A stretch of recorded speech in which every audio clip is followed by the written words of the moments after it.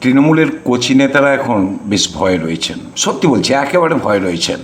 কেননা বড় বড় রাঘব বোয়ালরা যখন একটার পর একটা জালে পড়ছে, যখন তখন বাড়ির সামনে বুলডোজার চলে আসছে, ভয় পাওয়া তো স্বাভাবিক। আর ভয় না পেয়ে যাবেই বা কোথায়? কেননা স্বয়ং সেনাপতির বাড়িতে নোটিশ এসেছে, সেখানেও পৌঁছে যেতে পারে বুলডোজার। ঘুষ যদি নিয়ে থাকে, একটা যদি ডকুমেন্ট থাকে, কমপ্লেন নেবেন, সোজা জেলের ভেতর ঢোকাবেন। হ্যাঁ, এইরকমই অবস্থা এখন। অনেকে তো পালিয়ে গেছেন বলে অভিযোগ। টাকা চাইতে গিয়েছিলেন, যারা শিক্ষক করে দেওয়ার জন্য টাকা ঘুষ নিয়েছিলেন, তাদের অনেক কাজ পাওয়া যাচ্ছে না। আসলে কি জানেন তো, তৃণমূলের এক শ্রেণীর নেতারা বিগত 10 বছরে এত অর্থের মালিক হয়েছে যে পৃথিবী কেন চাঁদেও জমি কিনতে পারত না। মজার ছলে না, কথাগুলো আমাকে এক তৃণমূল নেতাই একসময় ক্ষোভের সঙ্গে বলেছিলেন। জানি না কেন বলে ফেলেছিলেন কথাগুলো। যাই হোক, সেনাপতির শান্তিনিকেতন থেকে উত্তরবঙ্গ, দক্ষিণবঙ্গ, বিগত 15 বছরে রাজ্যের আনাচে কানাচে গজিয়ে উঠেছে প্রাসাদোপম সব বাড়ি আর বিলাসবহুল ফ্ল্যাট। কোনোটার মালিক কোনো ছোট স্তরের তৃণমূল নেতা, তো কোনোটা আবার কোনো প্রভাবশালী নেতার আত্মীয়ের নামে। সাধারণ মানুষের ট্যাক্সের টাকায় নাকি শিক্ষক নিয়োগের কাটমানি। অভিযোগ উঠছে জেলায় জেলায় এক শ্রেণীর তৃণমূল নেতাদের এই বিপুল সম্পত্তি নিয়ে এখন তোলপাড় গোটা রাজ্য। আর সূত্র বলছে, কেন্দ্রীয় তদন্তকারী সংস্থা ইডি এবং সিবিআই ইতিমধ্যেই একাধিক নেতার নামে বেনামে থাকা সম্পত্তির উৎস এবং আয় ব্যয়ের খতিয়ান যাচাই করছে। শিক্ষক নিয়োগ থেকে শুরু করে পুরসভার নিয়োগ দুর্নীতি, বিভিন্ন মামলার তদন্তে নেমে বিপুল সম্পত্তির হদিশ মিলছে গোটা রাজ্য জুড়ে, প্রায় প্রতিটি বিধানসভা ক্ষেত্রে। মনে করা হচ্ছে প্রতিটি বিধানসভা এলাকায় কমপক্ষে 10 থেকে 12টা বেআইনি নির্মাণ আছে সেই সমস্ত তৃণমূল নেতাদের, পঞ্চায়েত কিংবা পুরো এলাকায়। আর অভিযোগ উঠছে, বহু তৃণমূল নেতার আয়ের সঙ্গে এই বিপুল সম্পত্তির হিসেব মিলছে না। একে একে তাদের ডাক পড়তে পারে কিংবা পাঠানো হতে পারে নোটিশ। আর তারপর আপনারা জানেন, বুলডোজার। হুগলি, বর্ধমান, পূর্ব বর্ধমান, হাওড়া, পূর্ব মেদিনীপুর, শিলিগুড়ি, মুর্শিদাবাদে পাওয়া গেছে বহু নেতার এরকম বিশাল সম্পত্তি, নামে কিংবা বেনামে, সূত্র জানাচ্ছে। আমি তারক ঘোষ, আর আপনারা দেখছেন ভয়েস 9 বাংলা। দেখুন এক তৃণমূল নেতার কী অবস্থা, তাকে ঠেলতে ঠেলতে নিয়ে যাচ্ছে পুলিশ। একসময় এরাই বলতো কেউ কিচ্ছু করতে পারবে না, পুলিশ প্রশাসন আমাদের পকেটে। এখন সেই পকেট থেকে বেরিয়ে পড়েছে পুলিশ প্রশাসন, আর ঠেলতে ঠেলতে নিয়ে যাচ্ছে, একটার পর একটা গ্রেপ্তার হচ্ছে, দেখতে পাচ্ছেন পর্দায়। সময় বদলায়, ক্ষমতা চলে গেলে কি হয় সেটাই প্রমাণ। তাই অনেকে বলছেন ক্ষমতাকে সঠিক অর্থে ব্যবহার করা উচিত, না হলে দিন তো বদলায়, রাজাও বদলায়। আরেকটা অভিযোগ কিন্তু আসছে, কিছু পুর প্রধান ও পঞ্চায়েত প্রধান এই রাজ্যের বাইরে ওড়িশা, গুজরাটেও সম্পত্তি কিনে থাকতে পারে। স্থানীয় মানুষ প্রচণ্ড ক্ষুব্ধ। তারা এত ক্ষুব্ধ যে বলছে গত 10 বছরে পঞ্চায়েতের বহু তৃণমূল সদস্য বহু বেআইনি সম্পত্তি করে ফেলেছে। আর যে বিধায়কের সঙ্গে সঙ্গে লেজুর হয়ে ঘুরত, তারও সম্পত্তি দেখলে মাথা খারাপ হয়ে যাবে। কচি নেতাদের সম্পত্তির পাহাড়। আর সবচেয়ে ইন্টারেস্টিং ব্যাপারটা কি জানেন তো, প্রশাসন এখন নিজে বলছে হাজার হাজার বেআইনি নির্মাণ আছে, কিন্তু সব ভাঙার মতো লোকবল বা টাকা নেই। মানে ভাবুন অবস্থাটা। এত বছর ধরে যারা এগুলো তৈরি করতে সাহায্য করেছিল, সরকার পাল্টাতেই এদের গলায় উল্টো সুর। প্রশাসন বলছে বেআইনি বাড়ি আছে, মানে দেখুন পৌরসভা বলছে বেআইনি বাড়ি আছে। তাহলে এতদিন কি করছিলেন বলছেন সাধারণ মানুষরা? তারা কিছুই কি জানতো না? আলাদিনের আশ্চর্য প্রদীপ সব করে দিয়েছিল, একের পর এক 5 তলা, 6 তলা, 8 তলা ফ্ল্যাট। তাদের চোখের সামনে কচি নেতারা কোটিপতি হয়ে গেলেন। কারা এগুলো হতে দিল? তবে যারাই হতে দিক তারাই আবার ভাঙবে, এটাও বলছেন জনগণ। অভিযোগ, রাজ্যের বহু জায়গায় পুরনো নকশা ছাড়া বাড়ি, অবৈধ এক্সটেনশন, জলাশয়ের ওপর নির্মাণ, পারমিশন ছাড়া অতিরিক্ত তলা, এসব এতটাই ছড়িয়ে গেছে যে সত্যি যদি কড়া অভিযান শুরু হয় তাহলে তালিকা কিন্তু দীর্ঘ থেকে দীর্ঘতর হতে পারে। আর সবটাই যে তৃণমূলের তাও নয়, বহু প্রভাবশালী ব্যক্তি আছেন এদের মধ্যে। অভিযোগ, এদের অনেকে একসময় সিপিএম করতেন, পালা বদলের পর সরে পড়েছিল, তাদের বিরুদ্ধে অর্থ আত্মসাৎ করার অভিযোগ ছিল, পরে আবার গর্ত থেকে বেরিয়ে এসে এই সমস্ত তৈরি করেছে বলে মানুষের অভিযোগ। বাংলার মানুষ কিন্তু একটা জিনিস লক্ষ্য করছেন, গ্রামের রাস্তা ঠিক নেই, ড্রেন ঠিক নেই, চাকরি নেই, কারখানা নেই, কিন্তু নেতাদের বাড়ি দিনে দিনে যেন দুবাই হয়ে গেছে। কোথাও মার্বেলের প্রাসাদ, কোথাও বিলাসবহুল ফ্ল্যাট, কোথাও সুইমিং পুল, কোথাও কৃত্রিম ঝর্ণা, আর আরেকজনের বাড়িতে তো চলমান সিঁড়িও আছে। লোকজন মজার ছলে বলছে, জানেন তো, রাজনীতি এখন বাংলার সবচেয়ে লাভজনক স্টার্ট আপ। বাংলায় এতদিন নতুন রিয়েল এস্টেট ফর্মুলা ছিল, আগে বিল্ডিং তুলে ফেলো, পরেও সব কাগজ টাগজ ম্যানেজ করা যাবে। স্থানীয় মানুষরা অনেকে বলছেন, এগুলো তো রাতারাতি হয়নি, একটা 5 তলা 6 তলা 8 তলা বিল্ডিং তো একদিনে ওঠে না। তাহলে এতদিন কারা চোখ বন্ধ করেছিল? পুরসভা, পঞ্চায়েত, স্থানীয় প্রশাসন। তাদেরও তো এবার তদন্তের আওতায় নিয়ে আসা হোক, এটাই দাবি গ্রামের মানুষদের। কেননা তারা দেখেছে পঞ্চায়েত এলাকায় কী হয়েছে। একসময় পাড়ার ক্লাবে চা দিত, আজ তার বাড়িতে সুইমিং পুল। একসময় বাইকে ঘুরত, আর 6 তলা বিল্ডিং।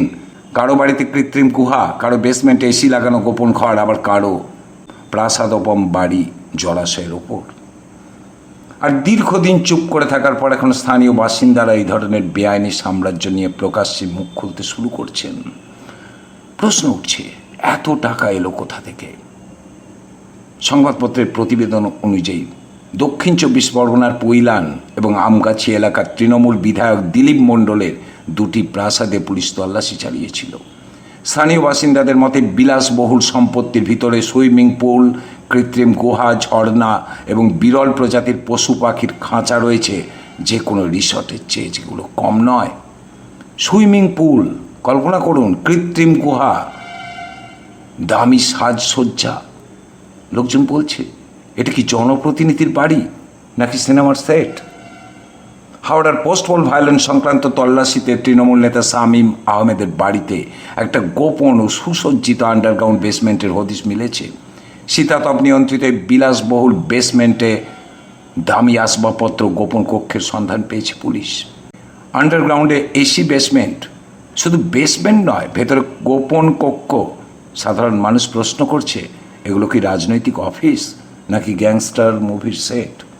অনেক লোকাল কোচি নেতা যারা গত 10-15 বছরে হঠাৎ সম্পত্তি পাহাড় বানিয়েছে, তারা এখন টেনশানে, বাড়িতে পাওয়া যাচ্ছে না অনেককে। আর লোকজন প্রশ্ন করছে, ওই দাদার আগে একটা বাইক ছিল, এখন 3টে ফ্ল্যাট। আর অনেকে এরকম তৃণমূল নেতা যারা পরে তৃণমূল নেতা হয়েছিলেন, তারা তো কাজকর্ম ছেড়ে দিয়েছিলেন, যে কাজকর্ম তারা করত, আর তারপর রাজনীতি। আর রাজনীতির পর তারা যা করেছে বিগত 10 বছরে, সেগুলো চোখের সামনে রয়েছে, এখনো পর্যন্ত দাঁড়িয়ে রয়েছে। বেআইনি ফ্ল্যাট, 5 তলা 10 তলা, বেআইনি সম্পত্তি। কলকাতা হাইকোর্টের কামারহাটির দাপুটের তৃণমূল নেতা জয়ন্ত সিংহের একটা বহুতল বাড়ি ভেঙে ফেলার নির্দেশ দিয়েছিল কলকাতা হাইকোর্ট। জলাশয় বুঝিয়ে বেআইনিভাবেই 4 তলা ভবনটি নির্মাণ করার অভিযোগ ছিল। বুঝতে পারছেন, জলাশয় বুঝিয়ে বহুতল মানে যেখানে জল থাকার কথা সেখানে উঠে গেছে কংক্রিটের সাম্রাজ্য। আর বৃষ্টি হলেই জল দাঁড়াচ্ছে রাস্তায়, সাধারণ মানুষ ডুবছে, আর কেউ কেউ কোটি টাকার ফ্ল্যাট তুলছে। তবে একটা কথা বলতেই হবে, শুনে নিন, বাংলায় কিন্তু এই লোকাল পাওয়ার সিন্ডিকেটটা নতুন নয়। বাম আমলে অভিযোগ ছিল এলাকা ভিত্তিক দাদাগিরি, পার্টির অনুমতি ছাড়া কাজ না হওয়া, প্রমোটার রাজ, সিন্ডিকেট। কিন্তু এখন অভিযোগটা অন্য জায়গায় পৌঁছেছে। এখন অনেকে কি বলছেন জানেন তো, আগে লোকাল দাদা ছিল, এখন মিনি নবাব তৈরি হয়েছে। পাড়ায় পাড়ায় নবাব। আগে পাড়ার নেতা মানে সাইকেল, এখন এসইউভি, বডিগার্ড, রিসর্ট টাইপ বাড়ি। বুঝতে পারছেন, পরিবর্তন হয়েছিল। পরিবর্তন আনার কথা যাদের ছিল আজ থেকে 15 বছর আগে, তারা পরিবর্তন এনেছিলেন, কিন্তু ব্যক্তিগত পরিবর্তন, নিজেদের পরিবর্তন করেছিলেন, সমাজের নয়, স্বাস্থ্যের নয়, শিক্ষার নয়। সেগুলো রসাতলে যাক, তা নিয়ে কোনো আপত্তি নেই। সাধারণ মানুষ বোকা, তারা লক্ষ্মীর ভাণ্ডারেই সন্তুষ্ট ছিল, ভাতাবেই সন্তুষ্ট ছিল। কিন্তু সেটা দেখিয়ে দিয়েছে এবারে নির্বাচনে, আপনারাও জানেন। বিপুল সংখ্যাগরিষ্ঠতা নিয়ে বিজেপি ক্ষমতায় এসেছে, ডবল ইঞ্জিন সরকার তৈরি হয়েছে, কিন্তু মানুষ চাইছে এগুলোর পুনরাবৃত্তি যেন না হয়। পরিবর্তন মানে পরিবর্তন, সব কিছুর পরিবর্তন। আপাতত মানুষ খুশি, কিন্তু তারাও নজর রাখছে, তারা দেখছে সত্যি পরিবর্তন কিনা। স্বাভাবিক, এটা নিয়ে আমার কিছু বলার নেই। মানুষ সরকার তৈরি করে বাই দ্য পিপল, ফলে ফর দ্য পিপল তো হতেই হবে।